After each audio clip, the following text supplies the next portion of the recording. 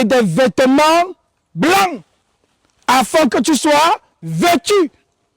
Mais j'ai des vêtements blancs sur moi. Est-ce qu'il parle de ce vêtement blanc? Non.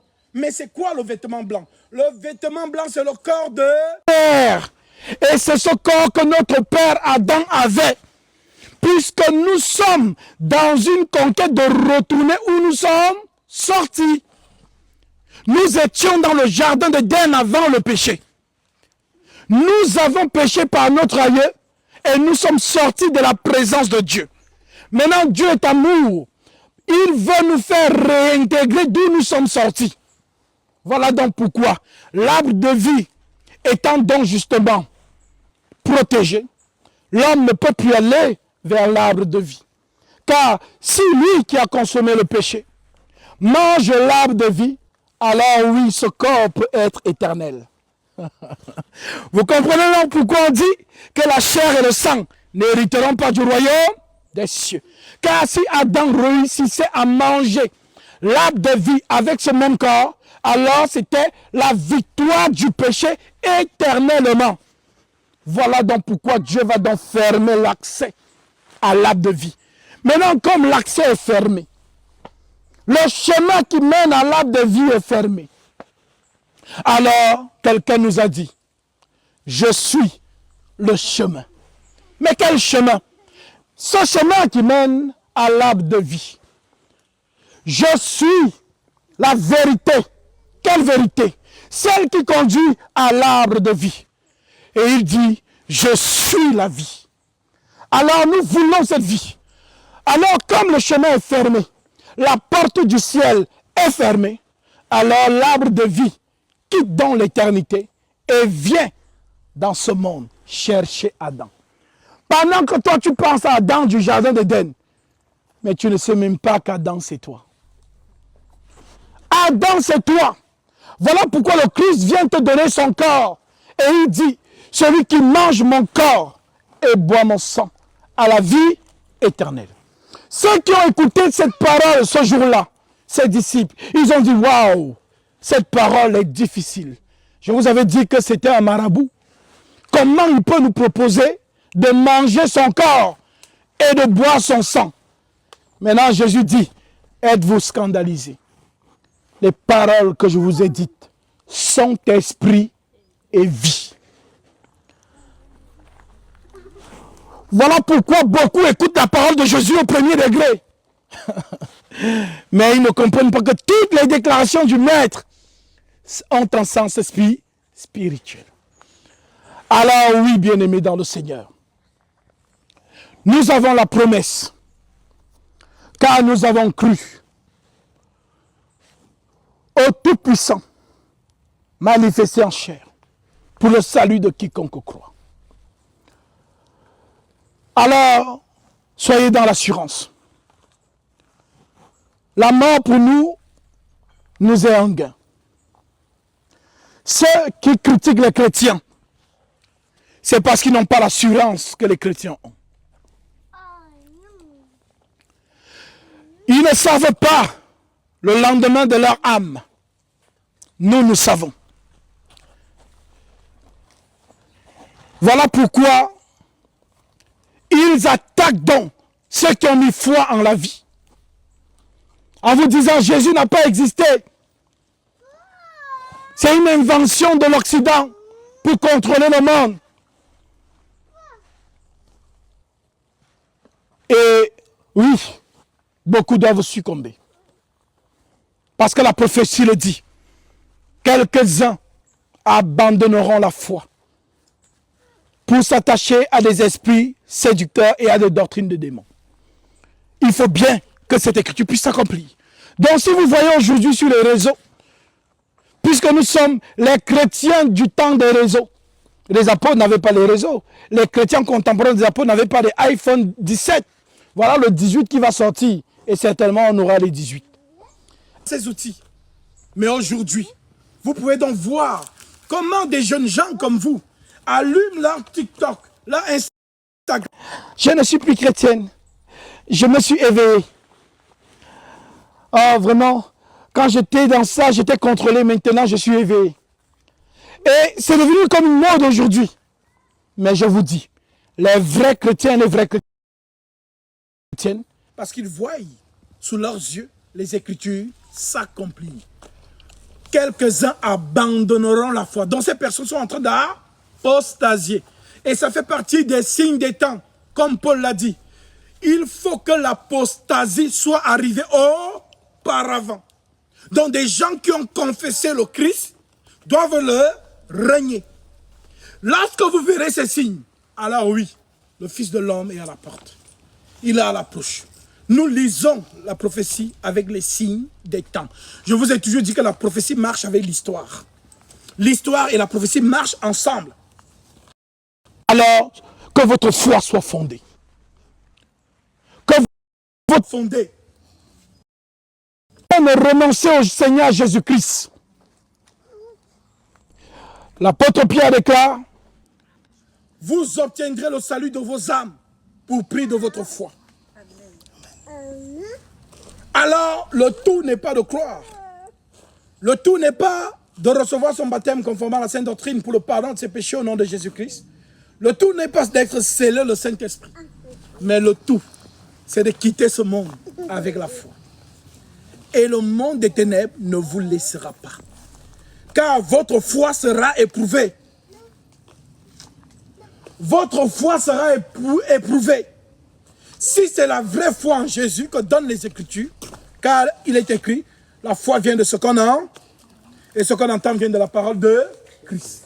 Alors si c'est Christ qui vous a donné la foi, elle va résister à toutes les épreuves. Nous, on n'a pas cru en Jésus pour rouler avec des belles voitures. On n'a pas cru en Jésus parce qu'on veut se marier. On n'a pas cru en Jésus parce qu'on veut des promotions, des entreprises. Non, ce n'est pas ce Jésus que nous avons cru. Nous avons cru au Jésus qui a dit, si tu veux être mon disciple, renonce à toi-même.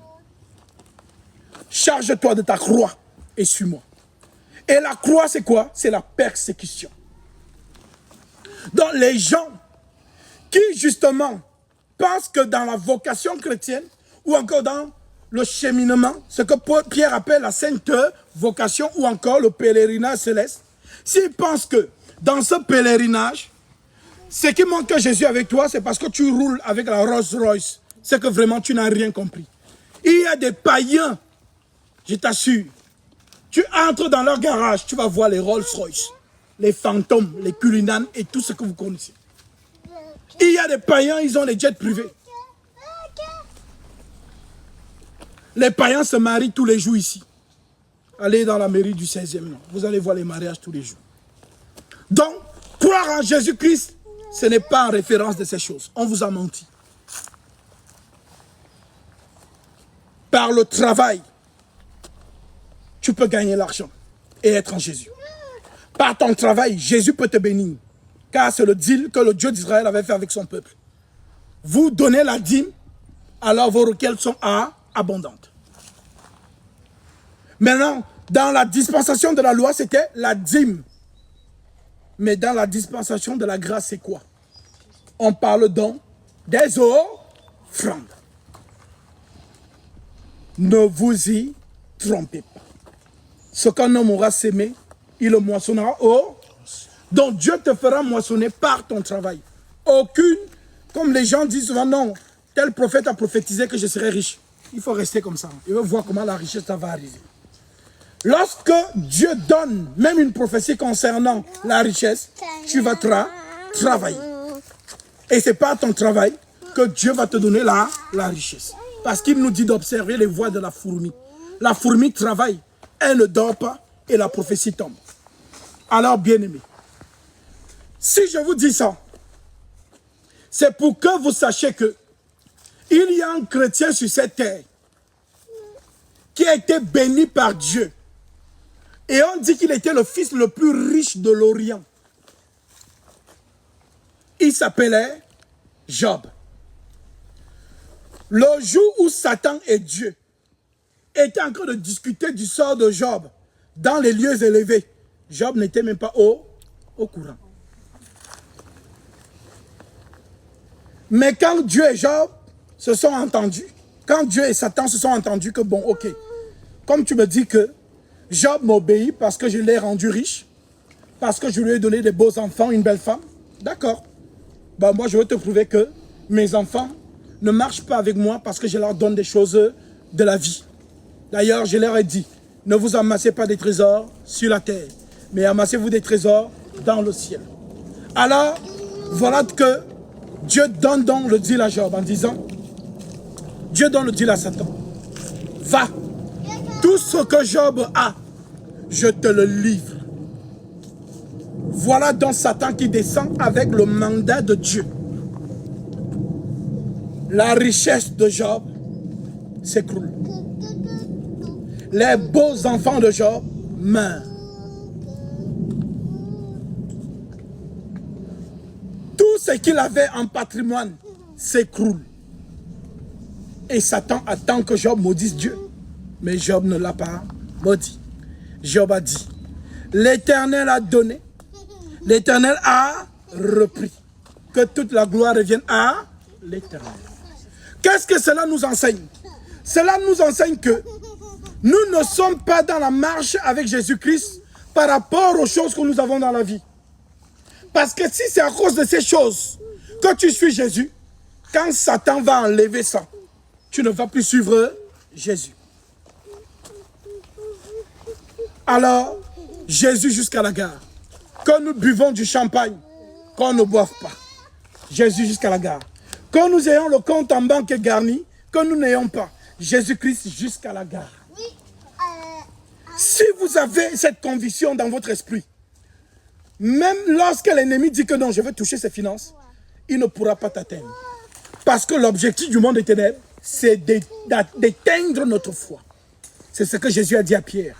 Simon, Simon, Satan vous a réclamé pour vous trembler comme le froment. Mais moi, j'ai prié pour toi, afin que ta foi ne défaille point. Donc, la chose la plus riche que nous avons, c'est la foi. Voilà pourquoi Paul, avant sa mort, s'exclame en disant, j'ai combattu le bon combat. J'ai achevé la course. J'ai gardé la foi. Maintenant, la couronne de justice m'est réservée. Pas avant. Parce qu'avant, tu es encore en train de courir. Voilà pourquoi il dit, courez comme pour remporter la course. Et tous les athlètes qui courent s'imposent toutes sortes de disciplines pour gagner la course.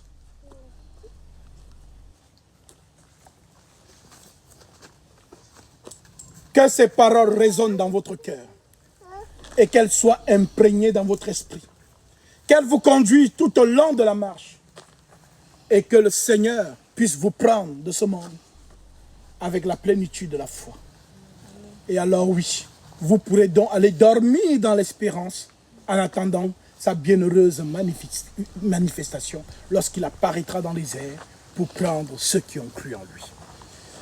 Alors, nous allons accompagner ces dires avec un cantique.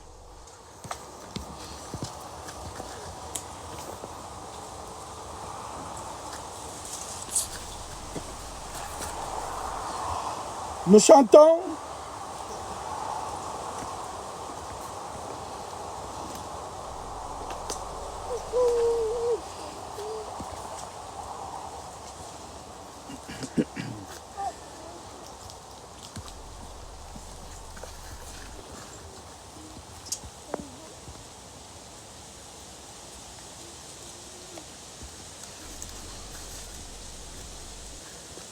Debout, Sainte Cate.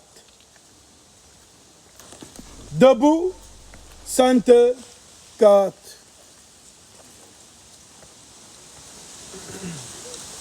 Je chante le premier couplet et nous allons au second ensemble. Debout, Sainte Cate,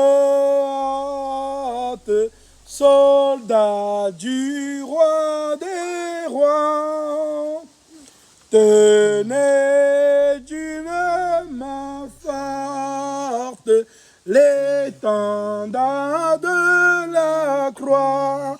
Tout le monde. Au sentier de la gloire, Jésus-Christ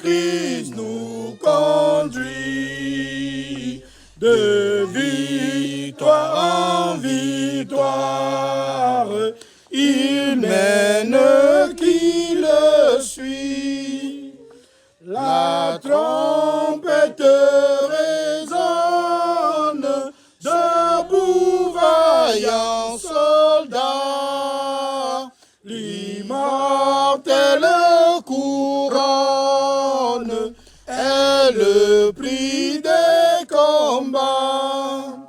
Si l'ennemi fait rage, soyez fermes et forts, redoublez de courage, s'il redouble d'efforts.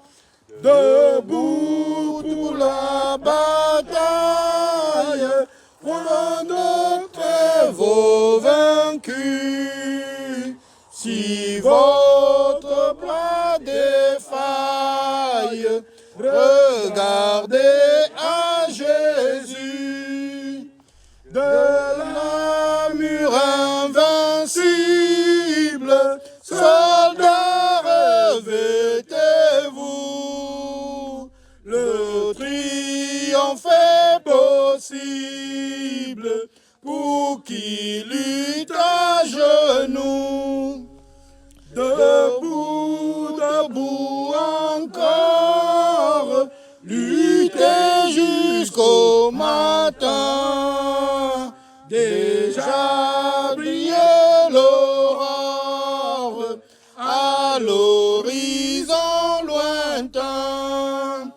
Bientôt jetant nos armes au pied du roi des rois, les chants après les armes, le trône après la croix. Alléluia. Amen. Acclamons pour notre Seigneur.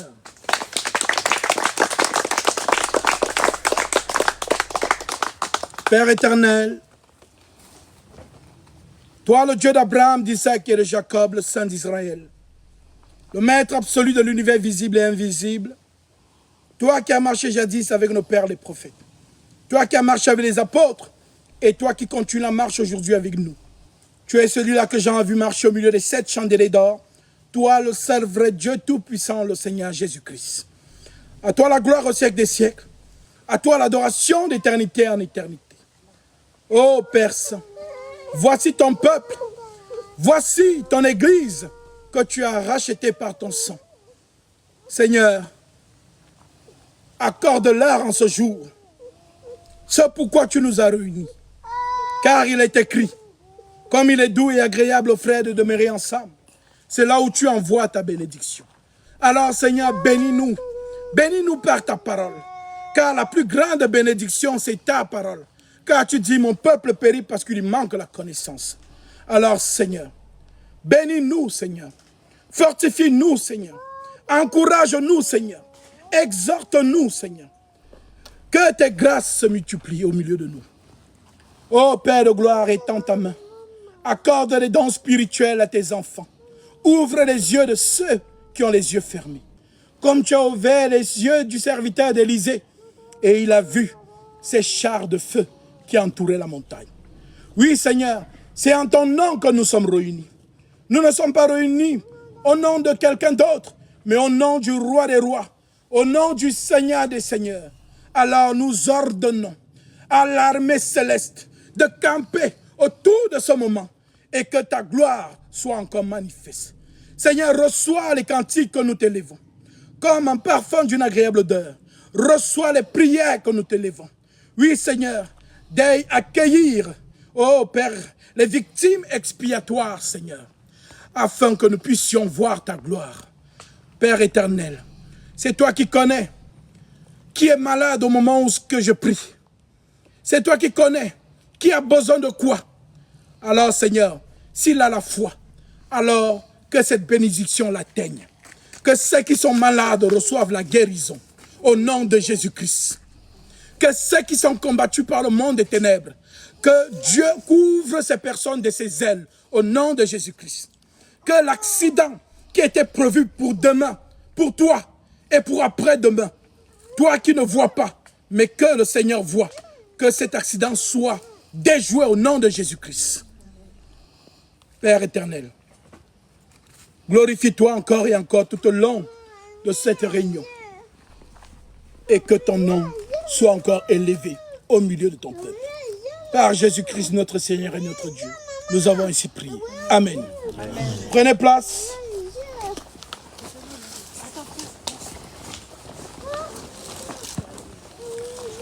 Alors, si vous n'écoutez pas là-bas, vous pouvez vous rapprocher de ce côté. Il y a des chaises ici. Je vais mettre ce sac.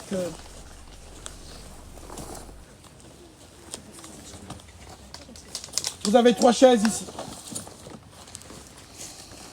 Vous pouvez vous asseoir.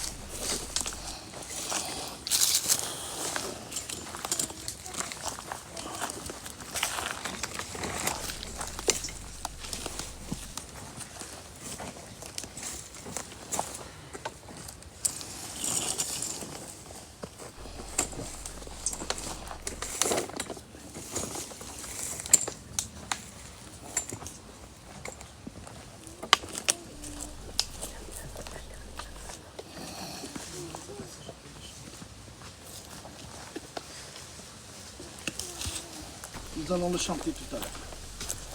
Gardez.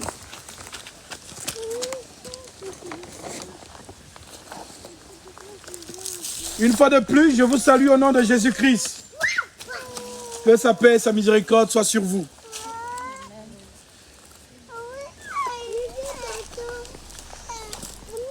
Nous allons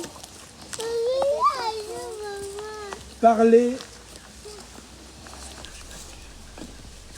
de la maison de Dieu.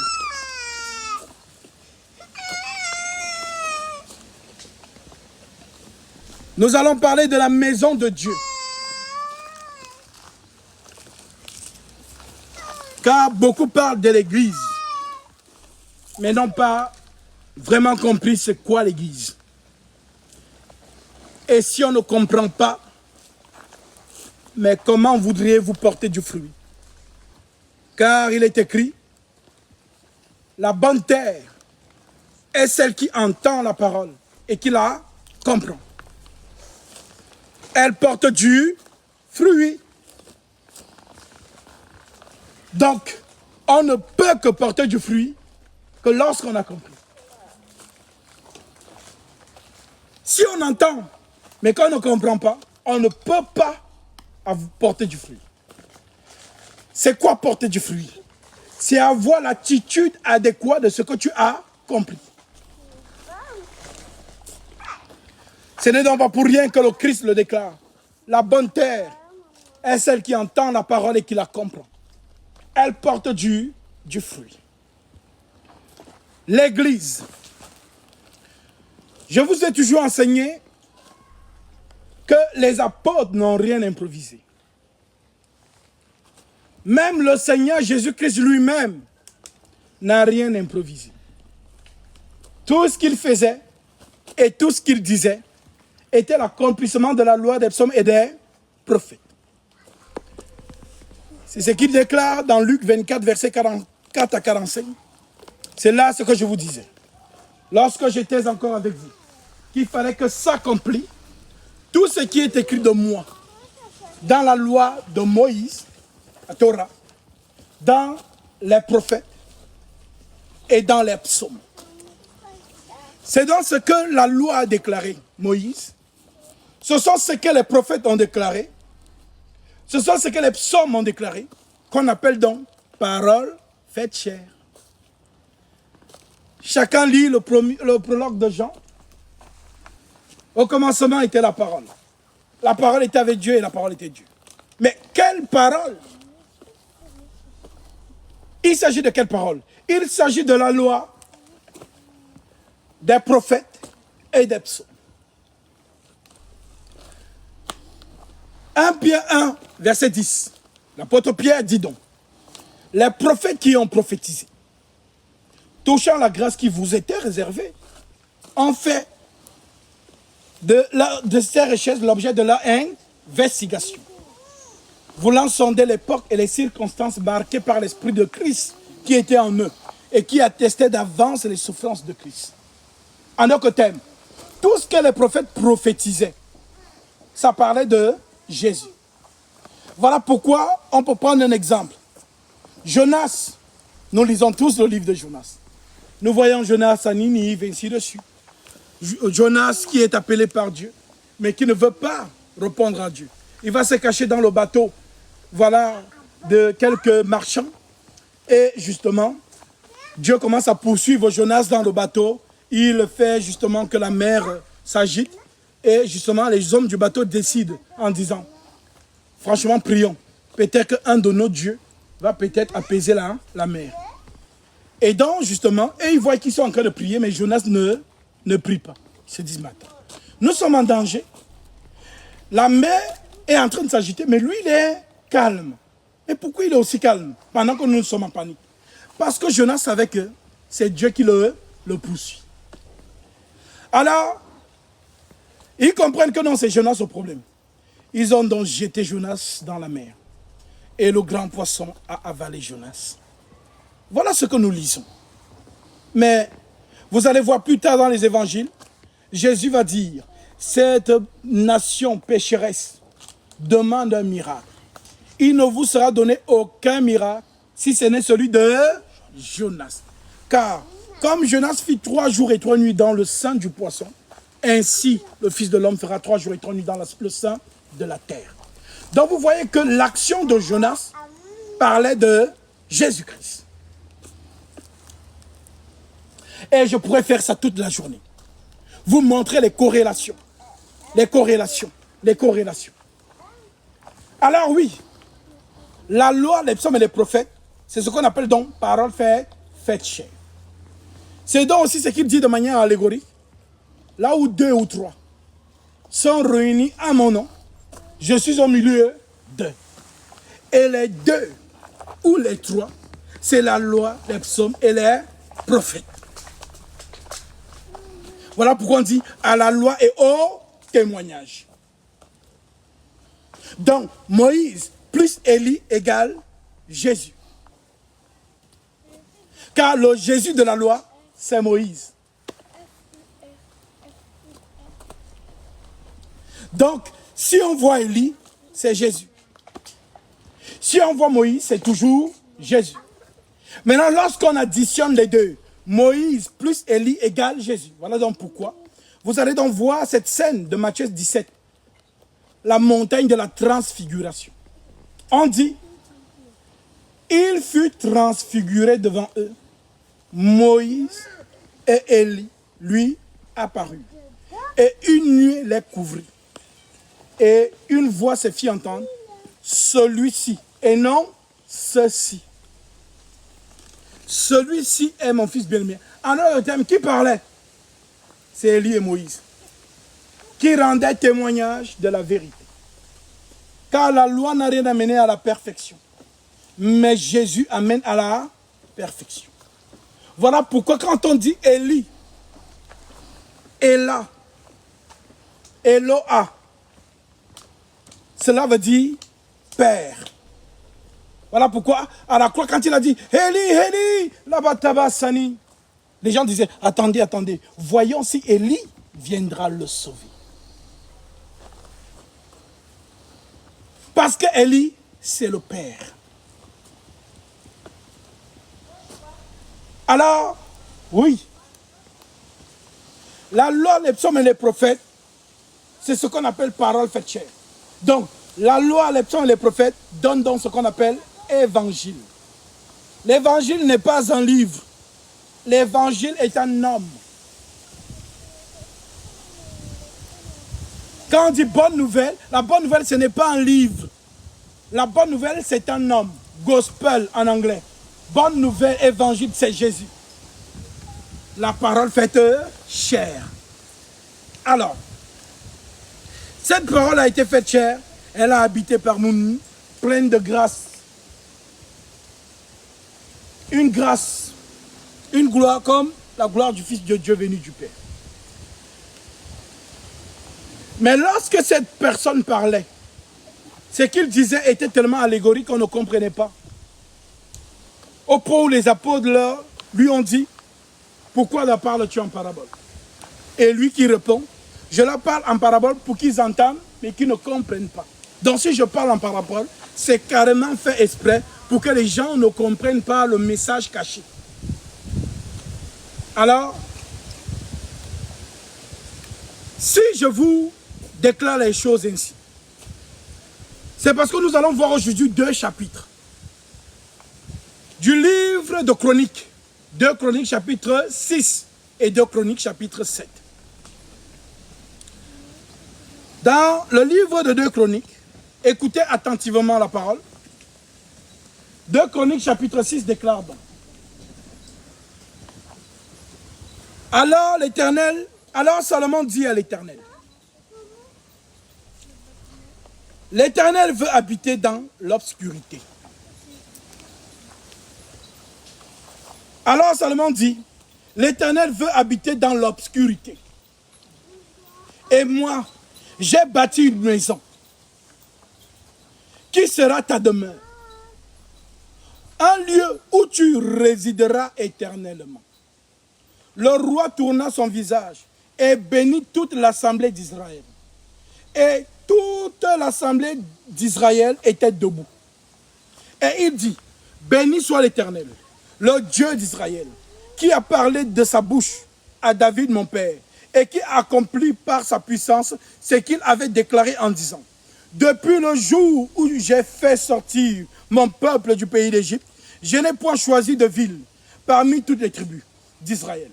Pour moi, qui y fut bâtie une maison où résida mon nom.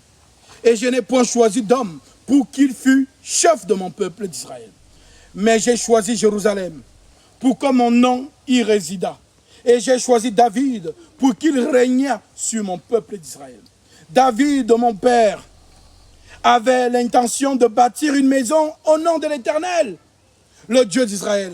Et l'Éternel dit à David, mon père, puisque tu as eu l'intention de bâtir une maison à mon nom, et tu as bien fait d'avoir cette intention. Seulement, ce ne sera pas toi qui bâtiras la maison, mais ce sera ton fils, sorti de tes entrailles, qui bâtira la maison de mon nom. L'Éternel accomplit la parole qu'il avait prononcée. Je me suis élevé à la place de David, mon père, et je me suis assis sur le trône d'Israël, comme l'avait annoncé l'Éternel, et j'ai bâti la maison au nom de l'Éternel, le Dieu d'Israël. J'y ai placé l'arche, où est l'alliance de l'Éternel, l'alliance qu'il a faite avec les enfants d'Israël. Prière de Salomon. Salomon se plaça devant l'autel de l'Éternel, en face de toute l'assemblée d'Israël, et il étendit ses mains, car Salomon avait une... Voilà pourquoi vous allez voir, pour ceux que ça arrive, quand vous êtes en train de prier, subitement, sans votre vouloir, vos mains s'étendent. Pour ceux qui ont expérimenté cela. Donc, sans votre vouloir, vos mains s'étendent. Un peu comme s'il y avait quelqu'un qui les dirigeait. Car Salomon avait fait une tribune d'airain et l'avait mise au milieu du parvis. Elle était longue de 5 coudées, large de 5 coudées et haute de 3 coudées. Il se plaça, se mit à genoux en face de toute l'assemblée d'Israël et étendit ses mains vers le ciel. Et il dit, ô Éternel, Dieu d'Israël, il n'y a point de Dieu semblable à toi. Donc quand vous priez, apprenez à faire des éloges à Dieu. Reconnaissez sa suprématie. Dites comment il est puissant et grand.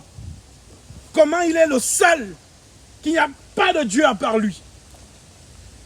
Il aime ça. Comme les êtres humains disent souvent, il n'y a pas l'homme pour lui. Il n'y a pas deux. Ah, vous voyez, les gens font souvent ceci. Donc, il n'y a pas deux. Donc, dites à Dieu, il n'y a personne. Tu es le seul. Il aime ça. Oh, Éternel, Dieu d'Israël, il n'y a point de Dieu semblable à toi. Donc, les Africains disent qu'ils ont un Dieu. Donc, il n'y a pas un Dieu semblable au Dieu d'Israël. Les Indiens disent qu'ils ont un Dieu. Toutes les tribus, les peuples de la terre disent qu'ils ont des divinités. Oui. Mais ces divinités-là ne sont pas comme l'Éternel. Voilà pourquoi on retrouve dans les épîtres, Paul dit, comme il existe réellement plusieurs dieux et plusieurs seigneurs. Mais néanmoins pour nous, il n'y a qu'un seul. Jésus-Christ de Nazareth. Tu gardes l'alliance et la miséricorde envers tes serviteurs, qui marchent en ta présence de tout leur cœur. Ainsi tu as tenu parole à ton serviteur David, mon père, et ce que tu as déclaré de ta bouche, tu l'accomplis en ce jour, par ta puissance. Maintenant, éternel Dieu d'Israël, observe la promesse que tu as faite à David, mon père, en disant, tu ne manqueras jamais devant moi d'un successeur assis sur le trône. Vous voyez cette parole-ci. C'est donc ça que Gabriel vient annoncer à Marie. Et Dieu lui donnera le trône de David, son père. Voilà pourquoi les Juifs disent donc que, chrétiens, vous mentez. David n'est pas le père de Jésus. Car pour qu'un homme enfante un enfant, il faut qu'il ait une femme. Et il faut que la semence biologique de l'homme féconde la femme. Maintenant, vous vous dites que Marie a accouché miraculeusement. Donc, oui, le sperme de David, ce qu'on appelle en hébreu le Zéra, n'a pas fécondé David. Parce que quand on dit Zéra de David, on parle de Joseph qui est le descendant de David. Voilà les arguments que les Juifs donnent pour dire que Jésus n'est pas le Messie. Il faut donc que nous, les étrangers, nous puissions les enseigner, puisque c'est ça la prophétie. Je parlerai à ces peuples par la bouche des étrangers. Donc quand j'enseigne la Torah, les rabbins s'asseyent. Parce que je l'ai toujours dit. Ils ont la Torah, mais ils n'ont pas l'huile de la Torah.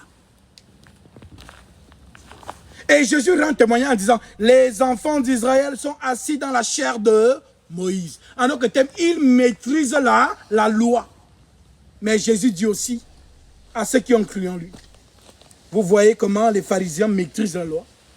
Alors je vous dis, si votre justice ne surpasse pas celle des scribes et des pharisiens, vous n'entrez pas dans le royaume des cieux. Alors, quelle est la justice qui surpasse celle des scribes et des pharisiens? Celle du Saint-Esprit. C'est donc ce qu'on appelle l'huile, l'onction. Donc, Christ nous a promis le Saint-Esprit qui doit nous conduire dans toute la vérité. Alors, l'Esprit Saint fait comprendre que Jésus ne pouvait pas être descendant biologique de David. Pourquoi? Parce que toute la lignée de David est imprégnée du péché d'Adam. Alors le sauveur des pécheurs ne peut pas être lui-même un pécheur. Alors, mathématiquement, comment il va donc entrer dans la lignée de David? Par le lien du mariage. C'est le pourquoi, quand Joseph constate que Marie est enceinte, imaginez-vous vous-même, tu prends une sœur en Christ ici, qui est vierge. Après, tu dis, ah, vraiment, il ne faut pas te fâcher, je vais te dire quelque chose. Je suis enceinte. Mais qui t'a mis enceinte? Moi, je ne t'ai jamais connu. Non, en fait, il y a un ange là qu'on appelle Gabriel. Quel homme va accepter ça? D'ailleurs, Joseph n'a pas accepté. Joseph n'a pas accepté ça. Joseph a dit, écoute, tu sais, moi je suis un homme gentil. Parce que si je sors là et que je crie seulement, la loi dit qu'on doit te lapider. Lévitique 20:10. Si un homme commet un adultère avec une femme, ils seront lapidés tous les deux. Donc si je crie là, on va te tuer. Comme je suis donc quelqu'un de bien, vraiment, fuis seulement. Il a donc fallu que Gabriel vienne encore vers Joseph pour lui dire, ne crains pas de prendre Marie, ta femme, pour épouse. Car l'enfant qu'elle a conçu vient du Saint-Esprit. Donc, si on veut dire que Jésus a un papa, son père, donc, c'est le Saint-Esprit.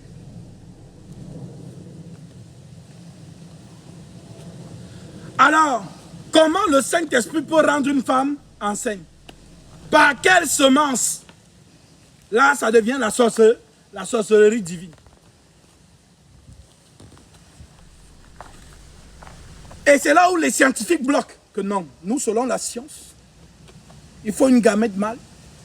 On va te sortir des gros mots. Gamète femelle. Il faut que l'ovule fasse que machin. La science démontre. Mais ici,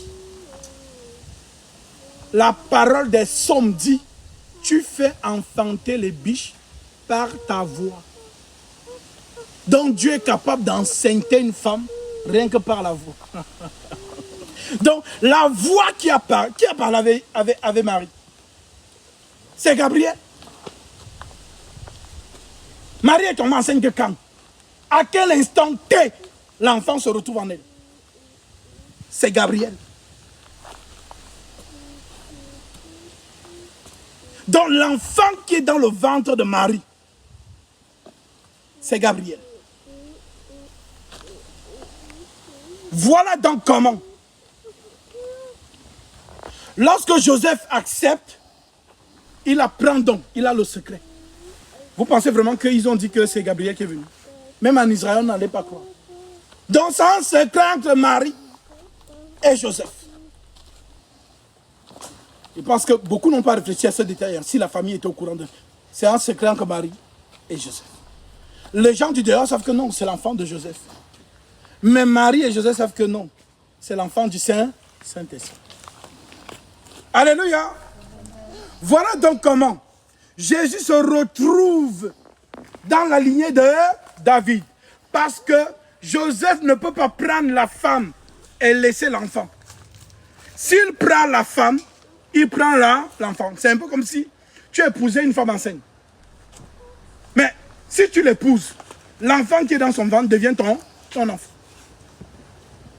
C'est donc ce que Paul va expliquer dans l'Épître aux Hébreux. Lisons cela. Nous nous sommes arrêtés au verset 16 de 2 Chroniques 6. Hébreux chapitre 7. Il est écrit.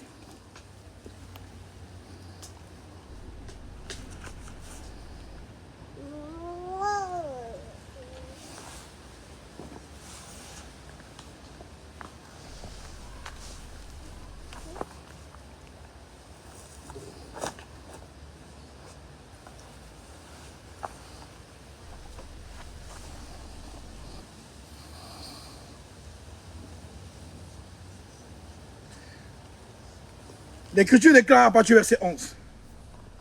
Si donc la perfection avait été possible par le sacerdoce lévitique, car c'est sur ce sacerdoce que repose la loi, donné au peuple, qu'était-il encore besoin que parût un autre sacrificateur selon l'ordre de Melchisédek, et non selon l'ordre d'Aaron? Car le sacerdoce étant changé, nécessairement aussi il y a changement de loi. En effet, celui de qui ces choses sont dites appartient à une tribu dont aucun membre n'a fait le service de l'autel. Car il est notoire que notre Seigneur est sorti de Juda. Quand on dit Juda, on évoque ici le 4e fils de Jacob. Parce que quand on dit juif, c'est Juda. Donc le 4e fils de Jacob. Donc Jésus sort du 4e fils de Jacob. Donc le grand-père biologique de Jésus, c'est Juda. Voilà pourquoi on l'appelle donc lion. Le père de Juda, donc Jacob, appelle son 4e fils lion. Juda est un jeune lion. Tu reviens du carnage, mon fils.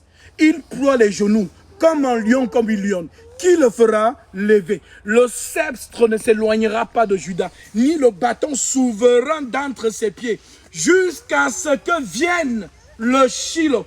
Donc Jacob prophétise, jusqu'à ce que vienne le Shiloh. Donc on va dire que Juda, dans cette maison, tient le bâton royal. mais le bâton ne leur appartient pas. Voilà pourquoi il n'y a jamais eu vraiment de véritable roi d'Israël. Car nous savons tous, selon les Écritures, que le roi d'Israël, c'est qui? C'est l'Éternel. Les autres sont, on les appelle les pasteurs. Voilà pourquoi Dieu dit, je punirai les pasteurs, car ils ont égaré mon peuple. Donc quand on parle des pasteurs, on fait référence aux rois qui ont succédé David. Voilà donc pourquoi celui qui doit venir s'asseoir sur le trône d'Israël, c'est le propriétaire de ce peuple. Voilà pourquoi Jésus, c'est lui Israël. Vous connaissez la prophétie d'Osée, non? Osée dit quoi? Osée 11.1. Lisons Osée. Osée, chapitre 11, verset 1. Que dit l'Écriture? Quand Israël était jeune, je l'aimais. J'appelais mon fils hors d'Égypte. Alléluia. C'est là que je dois dire, est-ce que je peux prophétiser? Et vous répondez, professeur. Professeur. Oui, parce que dans les fausses églises, quand on dit, est-ce que je... Oh, ribobori baba. Vas-y, papa. Vas-y, papa. C'est-à-dire de la manipulation. La prophétie, c'est expliquer Jésus. Ça ne nous intéresse pas. Tu peux me regarder le chargeur. À qui on a prophétisé la voiture? À qui on a prophétisé qu'il aura justement un mariage? À qui... La prophétie qui nous intéresse, c'est la prophétie de Jésus.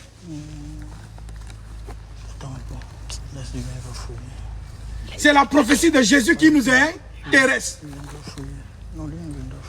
Alors, voici la prophétie d'Osée. Osée dit, quand Israël était jeune, je l'aimais. J'appelais mon fils hors d'Égypte. Qui a appelé Jésus hors d'Égypte? Maintenant, lisons l'accomplissement de cette prophétie. Matthieu chapitre 2, verset 14. Matthieu 2, 14. Alors, je cherche le chargeur. Parce que... Je cherche le chargeur. Il reste 10-20%. Alors ici, souvent, quand je prêche, parce que ça distrait.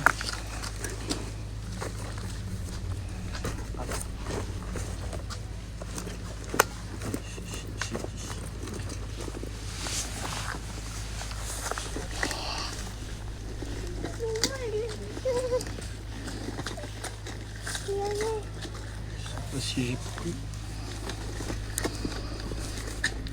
Si quelqu'un le fil d'un chargeur. Il y a un câble iPhone, Tiens, un câble. un chargeur.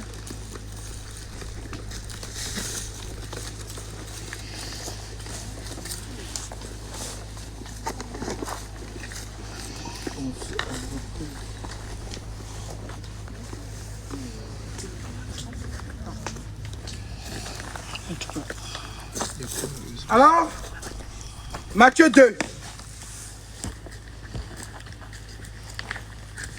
verset 13. Restez concentrés. Matthieu 2, verset 13. L'accomplissement de la prophétie. Matthieu 2, verset 13. Alors, permettez-moi.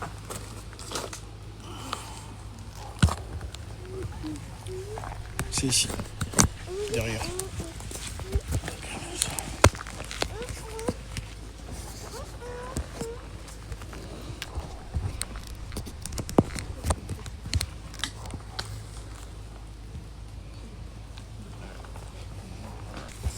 Matthieu 2, verset 13. Lorsqu'il fut parti, voici un ange du Seigneur apparut en songe à Joseph et dit, lève-toi, prends le petit enfant et sa mère, fuis en Égypte et reste-y jusqu'à ce que je te parle, car Hérode cherchera le petit enfant pour le faire périr. Joseph se leva, prit de nuit le petit enfant et sa mère et se retira en... Un peu comme Apollos. Mais le jour où ils recouvrent vraiment la vérité, ils n'ont pas justement de retenue à délaisser ce qu'ils confessaient. Et vraiment, son mari n'est pas présentiellement avec nous, le frère justement René. Et vraiment, c'est un couple que vraiment je bénis. Parce que ce sont eux que je suis allé baptiser lorsque je suis parti du côté de la Guyane en Amazonie, Guyane française. Et ils m'ont tellement bien accueilli. Et je me souviens qu'au départ, c'était difficile avec voilà, son époux. Mais le Seigneur, comme on dit, l'épée de la justice a franchi. Et aujourd'hui, vraiment, c'est un couple zélé vraiment au milieu de nous, dans la vocation. Et vraiment, je voulais donc peut-être vous demandiez, mais on ne connaît pas vraiment ce visage, et ainsi de suite. C'est la sœur Jenny, donc, voilà, qui nous vient donc justement de la Guyane. Comment tu vas, ma sœur? Et son fils, effectivement, notre frère, les deux fils. Elias et Élisée. Oui, Enchanté. Elias et Élisée. Voilà. Voilà, par la grâce de Dieu, ça va, je suis arrivée enfin vers mes frères et sœurs. Alléluia. J'avais hâte, ça fait un moment. Amen. Et mon mari me disait que lui aussi il voulait venir, mais par le travail qu'on ne peut pas, si lui il a pris les congés avant, s'il a pris le congé avant, moi je devais attendre parce qu'il y avait les enfants et tout ça. Ouais. Donc il était un moment avec les enfants et maintenant c'est mon tour. Donc du coup j'ai pris côté Paris. J'ai dit ben, je voyage, je viens voir mes frères et sœurs ici à Paris. Alléluia. Donc c'est comme ça s'est passé. On a fait le voyage, c'était vraiment lent, j'étais fatiguée parce que normalement je n'ai pas le droit d'être trop longtemps debout et ni marcher trop. Oui. Mais je peux te dire que j'étais fatiguée Ah oui. du voyage. Mais grâce à Dieu, tout est bien passé. Eux-mêmes, ils me disent, maman, tu es plus en forme là. Hein? Donc du coup, Amen. Amen. j'ai dit, ben, Dieu veut que je sois là. Alléluia. Tu vois, parce qu'on a marché pour venir. Elle dit, comment ça tu cours aujourd'hui? J'ai dit, t'inquiète, Dieu fait tout. Amen. Donc Alléluia. c'est la joie pour moi pour que je sois avec vous. Amen. Je ne suis pas